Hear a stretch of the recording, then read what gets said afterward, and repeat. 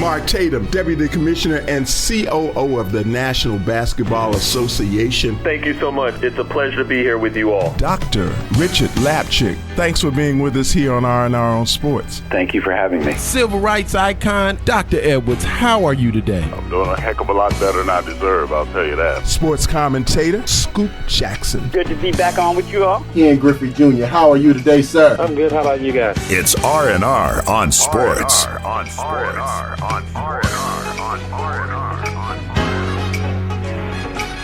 Hello and welcome to R&R on Sports. I'm Howard Robertson. And I'm just one word. Absolutely fantastic. That's one word. Larry Robinson, what's up, America? You were educated in Kentucky, right? In Kentucky, yeah. Good old public school. Yeah. Good old public school. Absolutely, whatever. That's the word. All right. What's going on, man? How you doing? It's all good, man. It's all good. The world is changing around us. So listen, even they try to do it on the down low. See, the Warriors, the Golden State Warriors of the NBA, they have changed. They have applied for a new name through the U.S. Patent Office. So they trying to do it in the quiet. Why? Because of the NFL situation with the R word, the Washington R words. Since they've changed their names. That's not an R word. That's a W word. Warriors. How is the term Warriors offensive? I think because it's pointing to a specific sector of people. And I think that is what no, issue. Warriors are anybody who fight. I think you're going. Warriors are anybody who fight. I think you're going to find that there's going to be changes with the Braves. I think there's going to be changes with the Indians. I think you're going to move away. I think in today's climate, we're going to move away from these entities of putting an idea or using race as a symbol of a team or a professional sports team. You have a term that you have oft used on this show. Okay. Particularly when it comes to younger people, kids growing up and whatnot. Okay. And you call it the something of America. The wussification of America. That's how I look at that. I can believe that. I can believe that. Redskins is one thing. I mean, that okay. Goes without saying. Okay. But basically, what you're saying is that any reference to indigenous people, any reference whatever, other than indigenous or whatever, right, is offensive. That's just not so or right. Well, once again, I think you have to ask someone who is an indigenous person that they got a problem with. Ask them if they got a problem with Warriors. First of all, I don't want anybody telling me what's offensive to being as a black man. I don't want nobody telling me what's offensive because I know it's offensive to me. Now, once again, if they have said that this is an issue that they've been referred to as Braves, as Indians, and their images I'm talking about the word warriors. I'm talking about the word warrior. I still say if somebody calls you a warrior, are you offended? I'm not, but I'm not an indigenous person. You don't have to be. Now, you don't have to be. You understand? I don't understand the meaning and the connotation of the word. I don't want anybody telling me as a black man what's offensive to me. Nobody. I don't give a damn what it is. Nobody. So what I'm saying to you is, what the climate is that people are getting away from these indigenous names, and I'm cool with that. I really am. Because it's crazy. I don't want nobody calling Do you think they did any research among indigenous people, or do you think this is a knee-jerk reaction? It could be. I think that's they're trying to get ahead of it. They're trying to get ahead of it, and I can't necessarily say I blame them. I think it's excessive and crazy. We're gonna look like we might get some NBA. You know, they done bought Issa Rae. They done bought Issa Rae out there to do all kind of little, they got the computer-aided tricks and whatnot, and graphics and whatnot, where she's sitting on the bench, hitting, Russell Westbrook and talking about how she missed the basketball and won't come back. We'll see. Well, I'm kind of excited about that. I'm kind of excited. You don't think it's going to be any basketball? Well, let's talk about it when we come back. Listen, I tell you what, if I was a WNBA player and playing in the dream, playing for the dream, there wouldn't be any basketball for me. Let's talk about that. Let's talk about it. We'll be back for more on our own sports after this. Hey, this is Dr. J. This is Shaq Adocious. Yo, what's up? This is Ice Cube. And you're listening to a little R&R. R&R on sports. Black Spirit Power. We are on a new network. I heard that. Yeah, we're on this new network called KUDZUKIAN. I know it's a crazy name. It's like sounds like kudzu. Right, yeah, which like the is a grass. parasitic flower. There you go. We finna kill the We game. killing this game. I am Marcus Seabeard. Okay. I do the Comics Corner, Star Wars, Star Trek, Buck Rogers. Alrighty. Show my age on that one. My name Cardi B and I'm from the Bronx. No, we're not for real. My name is Kimber. I love pens. I love books. That is what I bring to the show, as well as cuss words for these raggedy On the KUDZUKIAN Network. Thanks for calling the 3 Wishes hotline, where your wish is our command. Get 3 wishes for only $3,000. This is Gina speaking, and what are your wishes today? Yo, what up? I need to get 3 wishes granted. That's what I'm here for, man. Get 3 in the can for only $3,000. I wish the Denver Broncos practice squad hadn't got paid before Super Bowl week. Because then, I wouldn't have that little situation I had and stuff. I wish that girl hadn't have been so damn fine. She had that Serena body. It was like, pow, pow. I wish I still got my Super Bowl ring, so I can show my boys and stuff back at the crib. Oh, you no get no suit from Peyton. All right, I scratch out payday like it never happened. That girl is now skinny, ugly, with bad skin and breath, and you'll get a Super Bowl ring. Now, it might be from Super Bowl 5 instead of 50, but it beats nothing. That'll be 3 G's. Now, what's the name on your credit card? I ain't got no credit card yet. But the name on my EBT card is Ryan, R. Murphy. You are the weakest link. Goodbye. Thanks for calling the 3 Wishes hotline, where your wishes are command. Get 3 wishes for only $3,000. This is Ginny speaking, and what are your wishes today? Shalom.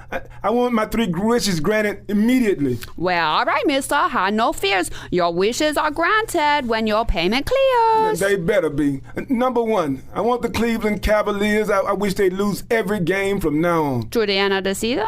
Hell no. Forever. Number 2, I wish that little scraggly hair on LeBron's head to fall out all over the floor. Even the implants. I want him to go through his life ball as a cue ball so everybody can see that lopsided head he's been trying to hide. And number 3, I wish all the players and everybody in the Cavs front office would immediately experience severe male member shrinkage. Oh, my severe? Damn right. Oh, we talking small? Tiny. Like Pee-wee jockstrap? Nah, like a Band-Aid. All right, the Cavs is going 0 and forever. LeBron hair is out. Shrinkage is underway. That'll be 3 G's. Now, what's the name on your credit card? It's D. Blatt. Okay, Mr. B. Fat. I said D. Blatt. D-B-L-A-T-T. You dumb. Oh, all right, Mr. Blatt. I'm so sorry. Your payment has been processed. Wishes have been granted. And now I need you to do me one more thing. What is it? Unzip your pants and have a squint. But let me tell you this little hint. The next time you try to please her, you're going to need a magnifying glass and some tweezers. Oh, God, where did it go? Who's the bitch now, Blatt? Entrepreneurs should check out Grindset because these are the stories of entrepreneurs told in the most raw, unassuming, and honest ways. And every episode, you will hear things that you didn't know that will no longer scare you, and you will feel encouraged to take your entrepreneurial journey because these are entrepreneurial heroes, and they'll show you the way. R&R on sports. Every day afraid of us. You know this ain't a game to us. You strange to us. That's gonna be getting dangerous. Come on. This is serious. We could make you delirious. You should have a healthy. We are back from R&R on sports, and so let's talk about this. So, first thing, let's deal with this WNBA deal. Okay, Senator, right, go for it. Kelly Loeffler, one of the minority owners of the Atlanta Dream WNBA team, says that she's not a fan of Black Lives Matter. She believes that Black Lives Matter has no place in sports and feels that that it's alienating a certain sector of fans. What would you say if you were playing for the Atlanta Dream as an African American woman, if it was one of your owners? that made that statement? That's a great question. If I was there, what I would say or do. And I don't know that I can answer that because I think it would depend on whatever I came up with in terms of a strategically and tactically in terms of what I should do in that particular position. So I'm not going to say that I would, one, not play, two, go cuss her out or whatever. I'm not saying that. I don't know. That's a pretty tough. Well, let me say this. And that every player has to answer for themselves based on their own situation. Well, first thing I would ask for a trade, because I would really have a difficult time playing for what I would consider a racist owner. Number one. Number two, if I had more options like Maya Moore, Brittany Griner, some of the other Tarasi, some of the other top ball players, Sue Bird and I would literally probably sit out the season if I was relegated to the Atlanta Dream, because I have a squad that I play for overseas, which is what, some of the players have done. Like Maya Moore, she's playing internationally as well as here for the WNBA. So in the WNBA, money is not as long as some of the some of the European and other leagues for women basketball. So I probably would take a seat and see if I could get traded away from Atlanta until they make a move as far as her being in her ownership. Well, I think that it's indicative of, and I hope people are taking notice and understand, it's indicative of racism dies hard. Yeah, it does. Okay. Racism is no punk. Right. They're not going to go quietly into that good night. Okay. Right. So they're going to be people that are going to be raising up against it, against Black Lives Matter and all of that. And these are powerful people, a lot of whom you don't hear from right through here. Right. Well, like we've not heard from any NFL owner at all. You won't. And you won't. With 70% of the league. Will be mum. Well, I think what that has done is force players to really stand up and stand out and be boisterous as it relates to Black Lives Matter and other issues that are affecting them, like this situation with them restarting the season with over 90 players testing positive and for COVID and they've not tested everyone. So this number 90 plus is going to continue to grow more and more as they do more testing. So you're going to ask these players to put themselves in harm's way. In addition to that, you're going to say put your family in harm's way, because if they have any interaction with their players and their families and things like that, you got older people, grandparents, all of that. I'm going to tell you something about that. You're listening to R&R on Sports on the KUDZUKIAN Network, and we're happy about it. Please continue. So listen, my personal experience with that is this. My oldest child, my daughter, as you well know, is a second grade school teacher. Absolutely. And so right now, school systems all over America and probably all over the world are trying to decide what they are going to do, whether or not they're going to go back in person or whether or not school would be entirely virtual and distance learning in terms of that. So as my daughter is wondering what to do relative to being a teacher as well as a parent, because we have an 11-year-old granddaughter. Right. It occurred to me that one of the things that she is probably thinking about is how it will impact not only trying to protect herself from COVID, but trying to protect her elderly parents from COVID. And let me tell you why that became an epiphany. Because even at this age and stage of life, my wife and I ain't used to responding to the term elderly. We ain't that, we not those people in our own minds. Right. But, it's because she can come over She comes over all the time. I'm giving Addison piano lessons, for example. Right. She comes over all the time. And I'm thinking, if you go to school. Right. I mean, you got kids from everywhere. Right. All over the city. Right. In all kind of environments. Well, listen, I'm telling you an instance I had. I got to go home. I wanted to see my dad. Check on homes and all that stuff. So I go to Louisville, and I ended up talking to some friends, and they said, "Hey man, come by the house and have a drink." Mm-hmm. Went by the house. It was about 13 people there. over there. Yeah. But nobody in a mask. Yeah. Nobody practicing social distancing. And it killed my trip because I didn't go get to see my great aunts. I mean, my aunts that are older. I mean, 80, 82, 83. I didn't get to go see any of them because I was like, wait a minute. I've just gone in front of with all these people and I don't know where they've been. So literally, I might end up being a carrier, which could end up doing damage to one of my don't put your mask on, bro. You don't put your mask on while you talking, bro. I just want to let America know that I ain't slipping. I am not slipping. So go ahead, finish what you're saying. Well, listen, no, I really had to monitor what I was doing because I was like, wait a minute. I could literally unknowingly affect all of my older aunts and uncles and whatnot. Mm-hmm. And so I literally had to social distance the rest of the trip, especially those that were elderly. Yeah.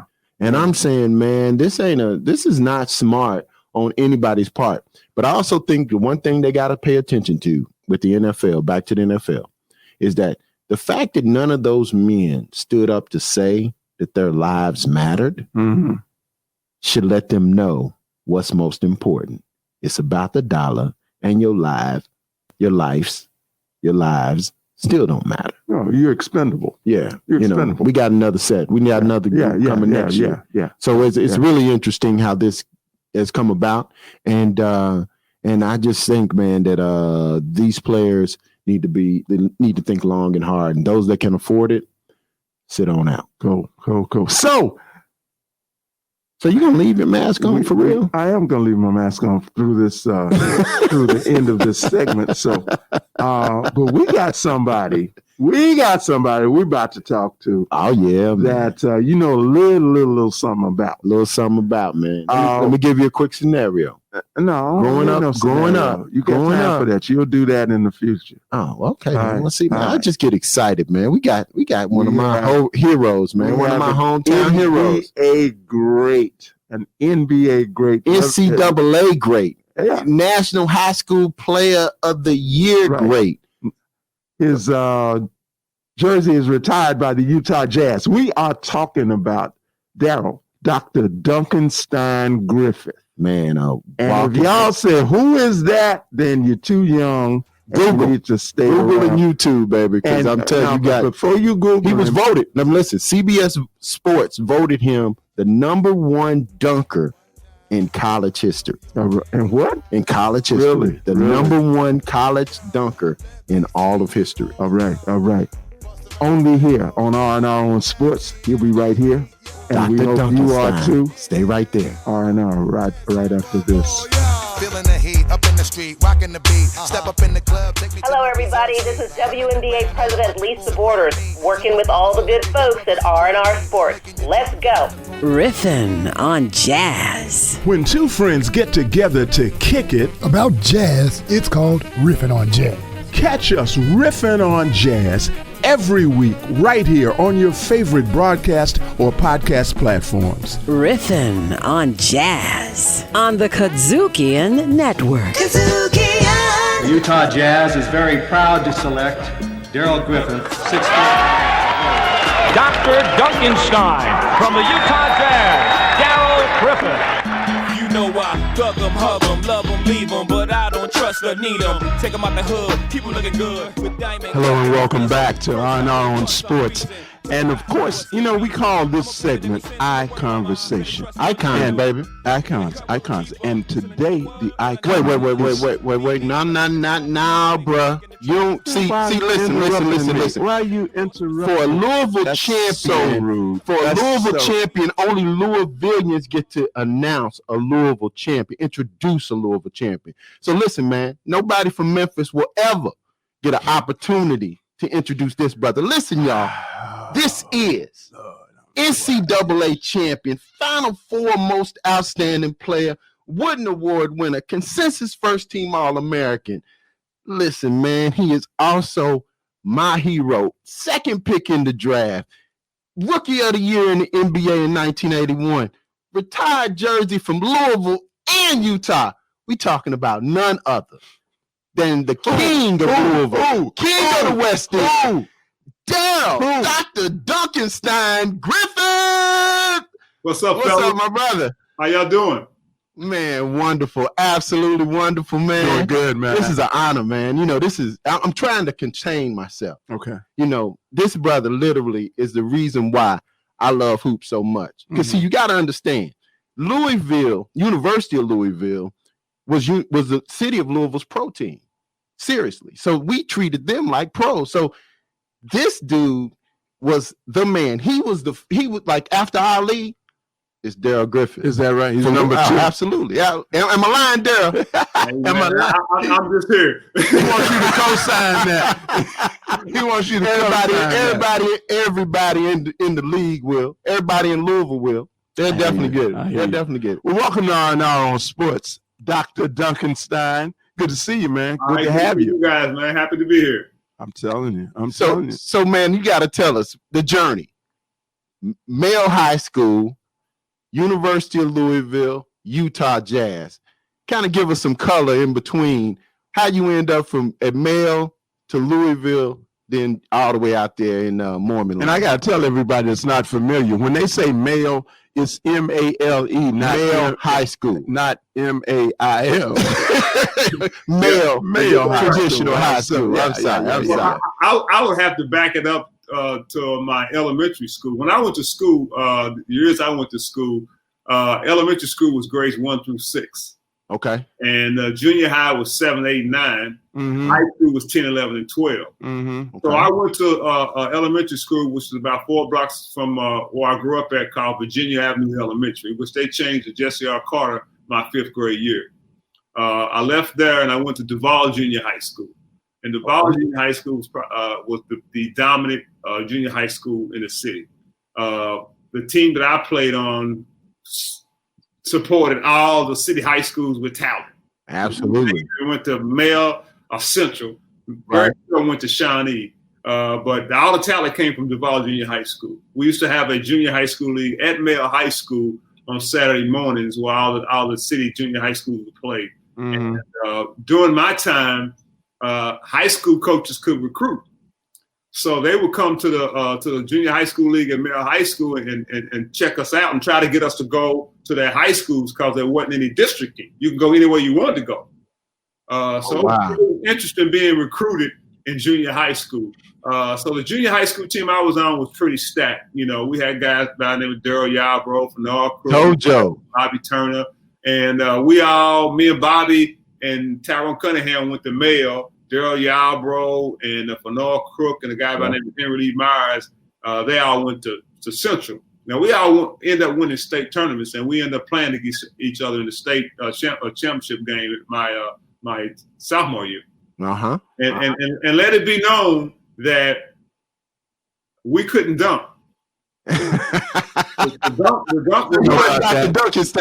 come into my freshman year in college. Let me ask you a question. At that time, because y'all dunking warm-ups? Yeah, before the refs came out. Yeah. But if the refs saw you, and a lot of people find this hard to believe because that's the way it was when I was coming through. You couldn't dunk? No. Man, whatever, man. What are you talking dunk, about? Bro. Man, you don't know nothing about me. Bro. Anyway, if you, to your point about before the refs came out, if they saw you, the first year, my sophomore year, you could dunk in warm-ups and nothing was said. My junior year, however, if you dunked in warm-ups and the refs saw you, they would literally start the game off with a tech. Yep. Yeah. That was That's how it worked. So what we ended up doing is we just sent our trainer to the door where the refs would come. Let you know. and he seen the refs come, he waved the flag. No more dunk. Let me ask you now. This is the brother who actually made famous the 360 dunk in a game. So when was the first time you did a 360 dunk in a basketball game? Let's back it up. When I went to University of Louisville in '77, they just reintroduced the dunk. Okay. So that was an opportunity for me. My eyes just lit up because you could dunk in the game. We were never able to do that. Right. We that team from '77 to '80, the year I graduated, we were called the Doctors of Dunk. Now, people don't understand that before Five Slammer Jammer and before the Fab Five, it was a Doctors of Dunk. We're the team that put the dunk on the map. Mm-hmm. We became the team that everybody gravitated to because we had a lot of high flyers on our team. Real quickly, for the youngsters that are listening, okay, explain to them why we couldn't dunk. You couldn't dunk because Lou Alcindor. There you go. Lou Alcindor, he was 7'2", and they took the dunk out for 9 or 10 years because he was just dominating. And then the NCAA made a ruling where the dunk was illegal, and they put it back in. Unfortunately, of my freshman year in college. As we sit here many years later, ain't that something? Ain't that the craziest thing? Nobody would imagine that anybody would do that. But that's how they've been doing. Folk who look like us all the time. Change the rules, literally. Actually, we there's a producer in California. We were working on a documentary before the COVID. Is that right? Came. We were working on a documentary called Dr. Dunkenstein and the Doctors of Dunk. And we're going to talk about that, what we're talking about now, how the dunk was taken out of the game of basketball, how it was reinstated, and how we changed the game because we became a road show. Unbeknown to us as players, just want to play and dunk the basketball in the game. But we had a lot of high flyers on our team. And they're going to do a documentary on that called Dr. Dunkenstein and the Doctors of Dunk. So we'll probably resume the filming and stuff once this virus dies down. Yeah. So listen, this is R&R on Sports, and we're speaking with Dr. Dunkenstein himself, Darrell Griffith. Darrell, listen, you were highly recruited out of high school. I mean, seriously recruited. I was in high school playing the nation when I came out. If not Louisville, where was the place that was the number 2 place? Well, I had a pro contract offer straight out of high school. And that was with Kentucky Colonels, right? There was a Colonels. I can't think of the NBA team, but my dad wasn't having it. Oh, really? He wasn't having it. He said he was going to school. So it came down to Louisville, Michigan. Oh, wow. Yeah. So I was probably the night I decided, I was up and I went in the kitchen and my dad happened to be up. And I said, Dad, why you up? I want to let you know I made my decision. He said, where you going, son? I said, I'm gonna stay home and go to the University of Louisville. He looked at me and said, I knew that, and walked away and went on back to bed. I knew that all the time. Now, something that was always rumored was that there was a package deal. There was you, Coach Wade Houston, and Bobby Turner. Was that a pack? Can you shed any light on that? Whether the package we started out at Virginia Avenue Elementary School and went to Duval Junior High School, and then we went to Male High School. So we were planning on going to the same college together. But what ended up happening is the University of Louisville ended up signing Coach Houston as an assistant coach before we even signed. Oh, really? Coach Houston was the first African-American basketball player for the University of Louisville's basketball team. Right. And so they ended up signing him as assistant coach. And so it was just me and Bobby left. And I made Bobby made his decision before I did, and Bobby signed with Oklahoma State with Steve. Really? Steve Smith and Shawnee was assistant coach to Honeybee. went to Oklahoma State and coached. And he had already had Darrell Yarbrough and Wayne Golden and Ronnie Daniels down there. Wow. So Bobby signed with them, but the rule states that you signing a letter of intent is not valid until your parents sign. Oh. So I called Bobby up and said, man, what's the deal? He said, man, I don't know. He said, I don't know if I really want to make his decision or not. So the University of Louisville found out that Bobby's daddy hadn't signed the letter of intent. Oklahoma State knew that his dad hadn't signed a letter of intent. They didn't know where Bob's dad was at. It's like, so I was trying to find him. So Mr. Turner ended up, he was out of town. He ended up servicing and signed the letter of intent for Bobby to go to the University of Louisville. Wow. Dr. Dunkenstein. Griffith, we're so glad to have you, man. We're going to be back for more on the other side. I mean, we're going to get into it. We're going to get into it, man. We're going to get into Okay. The dunk contest. Okay. Man, listen, don't be stopping me when you talk about Louisville, man. It's Louisville. We the city of champions, bro. Don't be hating, man. You got to try to control. This boy has lost his mind. Having you here, he has lost his mind. But we'll be back for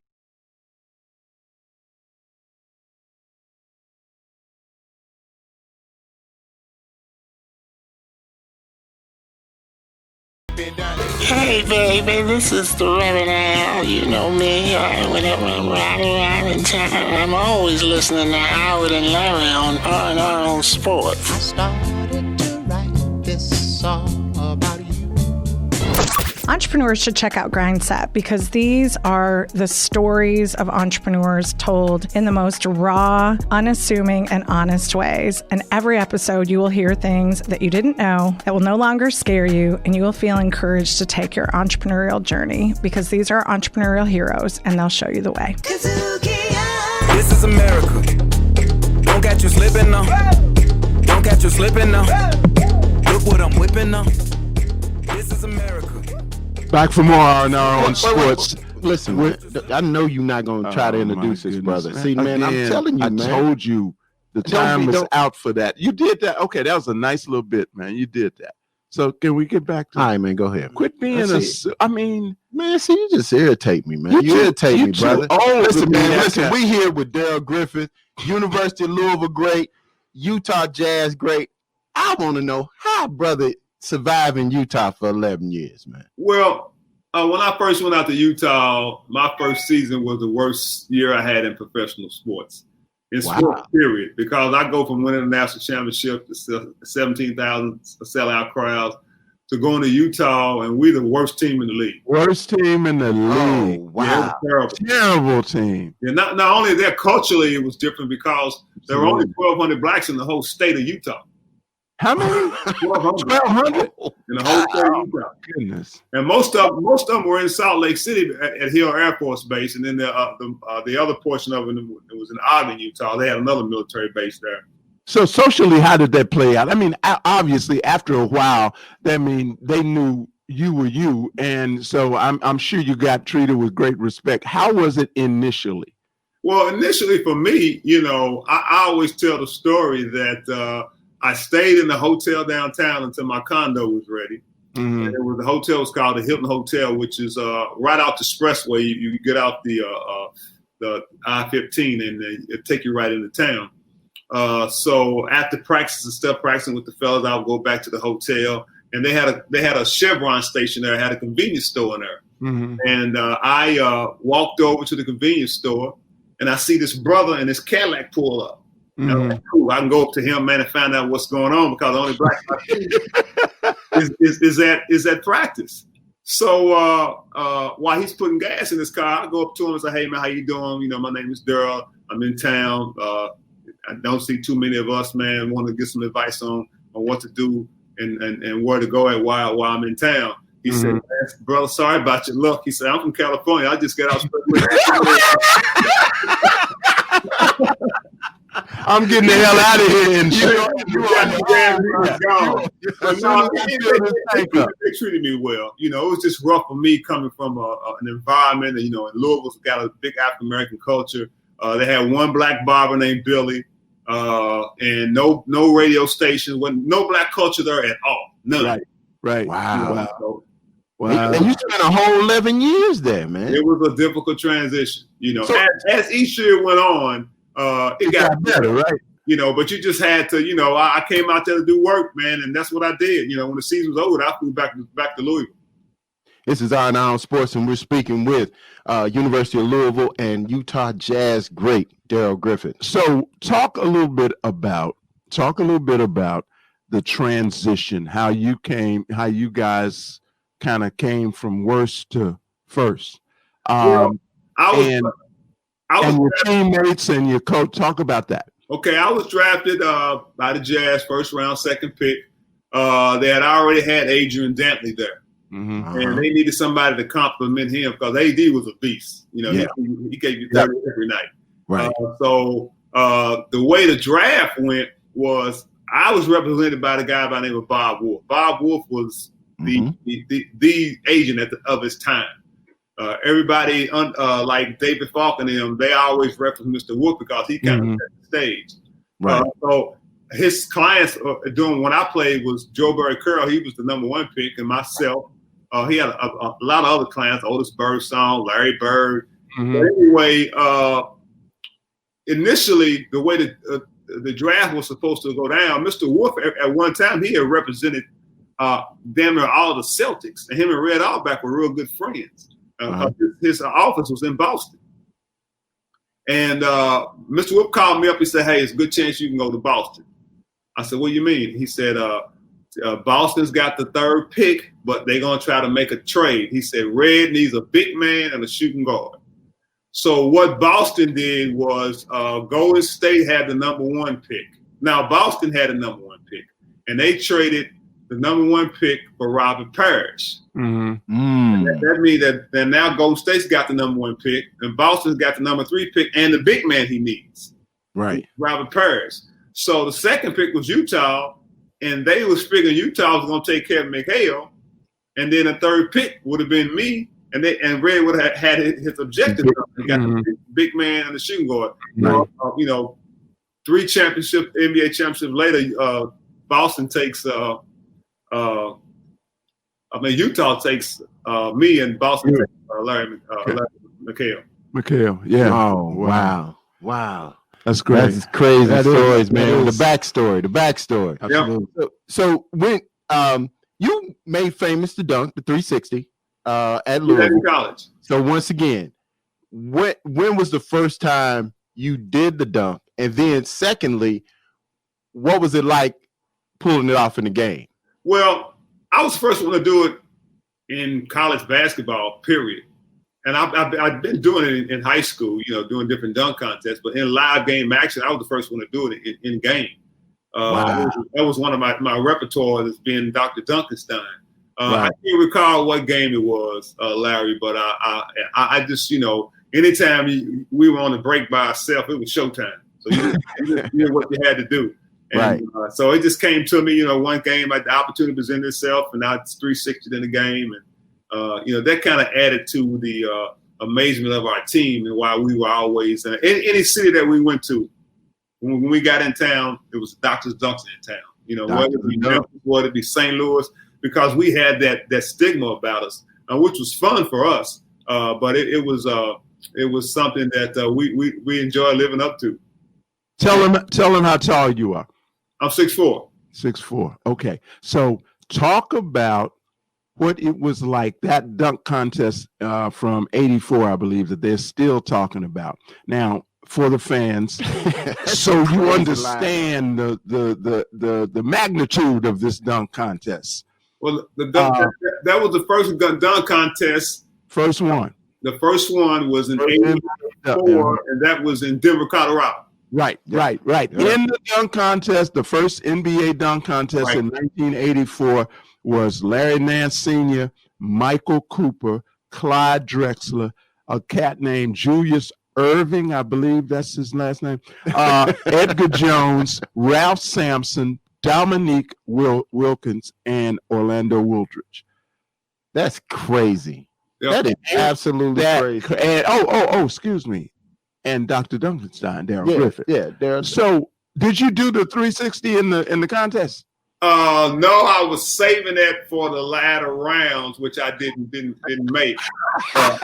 You didn't come with your strongest stuff first. No, I had some other ones that I figured could give me points, and then when the latter round, that's when you bring everything else out. But what happened was, people don't realize how high Larry Nance can jump, and he's 6'11". Right. He was crazy, man. His dunk for him, and I think it was him and Doc in the finals. But here's what the young people don't understand. Back in the day, in the dunk contest, we wasn't throwing the ball in the air and bouncing everywhere. It was ball in hand. Right. Everything was ball in hand and created with the ball in hand. Right. We didn't bounce the ball. We didn't throw it up in the air and let it bounce. We didn't jump over no cars. We had to have the ball in hand. Well, listen, Darrell, you also was a big portion of people talked about the fact that you couldn't palm the ball in college. Now, listen, bro, I saw you at the dunk contest. There were several times you bounced the ball and palmed it. So you stopped it. Did your hands grow once you went to pros, man? It's called stick 'em. No.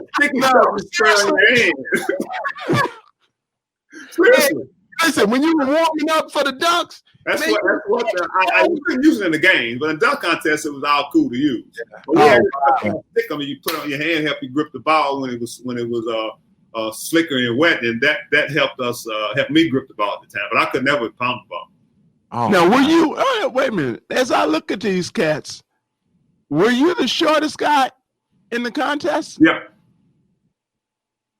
Yeah, but he also had a 48. Oh, yeah. He had a 48-inch vertical. But these cats could fly. Yeah. They could literally fly and soar. That's Clyde? True. Clyde Drexler, man. Dr. J. Dr. J? Oh, my God. And Larry Nance won it. So Larry Nance won it looking in the rim, man. He was doing some crazy stuff, man. Yeah. Well, listen, man, let's fast forward to today. Where do you think you would play coming out of college with positionless basketball? You got, I want to ask you what you think about positionless basketball. Well, it basically is professional sandlot. That's all it is. I like that. It's professional sandlot. That's how everybody plays in the playground. You go on the playground, everybody's playing that way, playing that. Right. It's so much supreme shooters. The game is so much exciting. You got so many people that can shoot the basketball. The big men are so versatile now. With KD be able to shoot the basketball. I mean, if you're a big man now, you got to be able to shoot the basketball. Yeah. And you got to be able to defend. And what it does is that when you take a big man from the basket, he could be 7'1" with a wingspan, but you take him away from the basket and he's 6'6", 6'5". Right. Because you gotta give up something because the guys can go around you. Right. And we used to, there was a term that was always used in professional basketball. It was called draw and kick. Penetrate, draw, the man come through, you kick it. So when I broke, I'm gonna give you a scenario about 3-pointer. In 80, when I first got to the Jazz, my first 2 seasons, I shot maybe 30, 40 3-pointers. And my coach, Frank Layden, told me in the 84 season, he said, you got range. He said, we're going to utilize that line. That line is out there for something. So I broke the NBA 3-point record in 84 when I made 90 for a season. Then I broke it again in 85, making 91. Okay. And that's not points. That's 3. Right. They made so the 3-point has just increased and increased and increased. So now that you got the 3-point line out there, and you'll stretch the defense out, and the philosophy is that everybody shoots the ball from the threes, then you got to defend out on the floor. So the big man's got to go away from the basket and defend. So that's why it's so much more exciting now. Everybody's getting to the hole because you really don't have that one rim protector unless you got a guy that is stable in the block. That's why you want big men like Anthony Davis and right. that can spread the floor. Right. Look at the Greek. He's taking it coast to coast. Right. AD can shoot 3-pointers. That's why That's why it's so valuable to have a big man that can shoot now. Absolutely. Wow. Absolutely. So 11 years in the league for you. What's your life like now? Tell everybody what Darrell Griffith's life is like now, and not right now. I mean, everybody got the same. Everybody right got now. the problem. They be at the house. well, I can tell you as a former player playing back in that era that we sitting back, all the former players sitting back shaking their head and just wondering like, man, if I was playing now, what would my contract look like? Because these guys' contract is sick, man. I mean, you should be an 8th, 9th, 10th, 11th man on the bench and making $12 million a year. Right. And that was unheard of back when we played.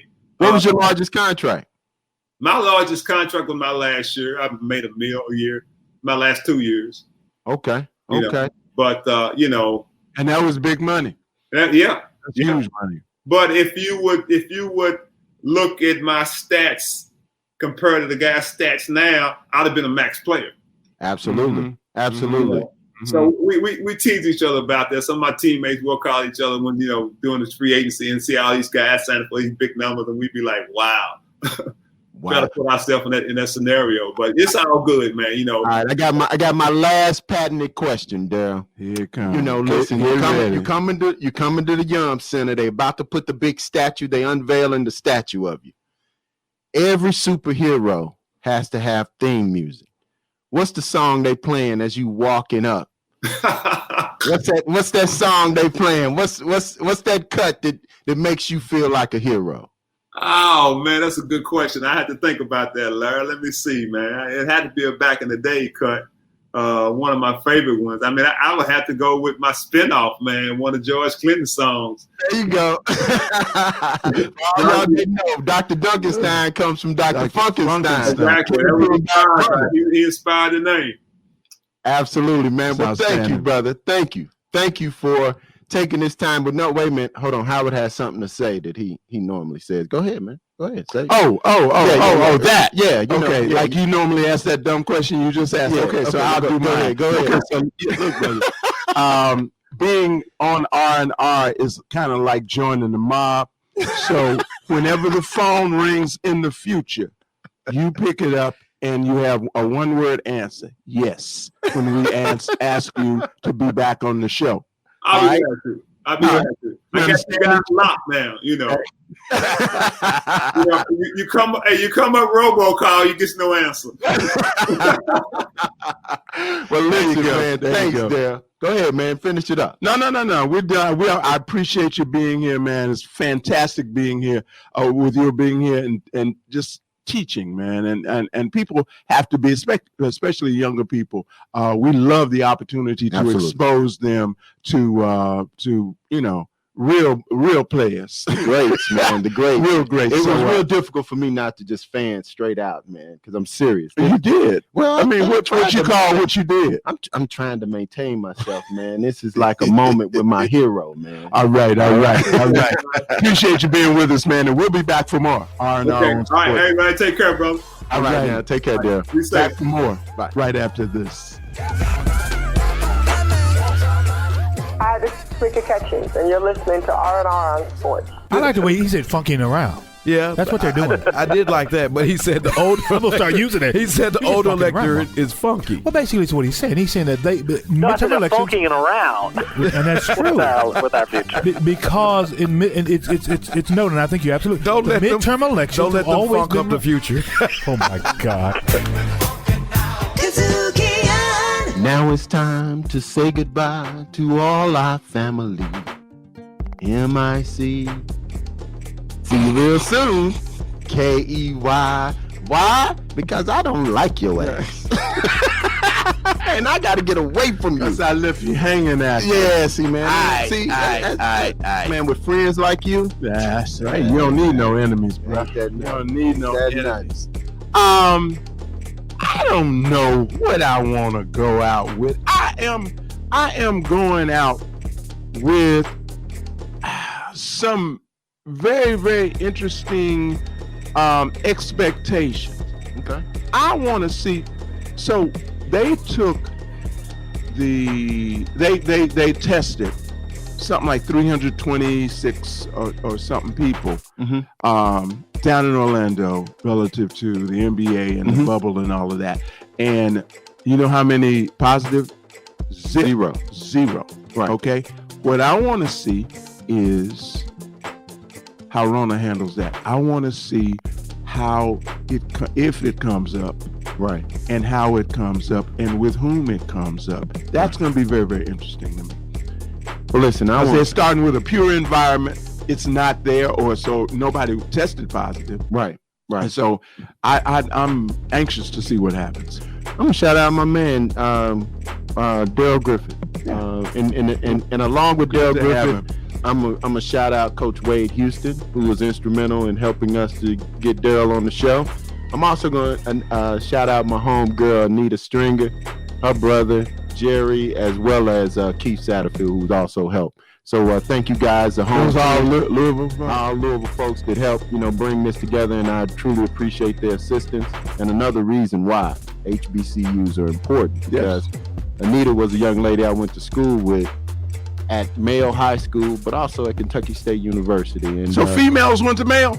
Yeah, females went to Mayo. Oh, well, I thought it was a boys' school. Why they call it boys? It was named after somebody named Mayo? No, it used to be a female school and it used to be a male school, and they then combined them and it all became Mayo. Mayo. Wow. But it was co-ed. Yeah, it was co-ed. Ain't that's a lesson. Purple and gold, man. You would think we were Q dogs. We were the Bulldogs, male Bulldogs, and we were in purple and gold. All right. With that, we're going to say thank you very, very much for being with us here on R&R Sports. We always appreciate having you, no matter how you access or how you listen to us, but we will ask that you download the KUDZUKIAN app. Absolutely, from the Google Play or the App Store. Just go Google KUDZUKIAN and you'll find it. We got some hellacious shows. Y'all check them all out. I'm Howard Robertson. And I'm the great one, Larry Robinson.